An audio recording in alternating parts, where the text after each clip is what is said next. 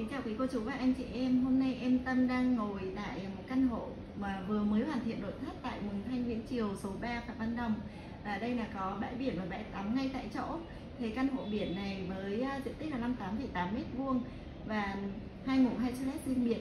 Hôm nay em xin được gửi tới một cái review chi tiết để quý cô chú anh chị em thấy được cái nội thất tổng thể của cái căn hộ này, cũng như là cái view biển từ ban công đến phòng khách, phòng ngủ như thế nào.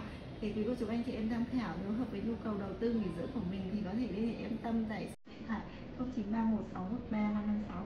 Em xin cảm ơn quý cô chú và anh chị em.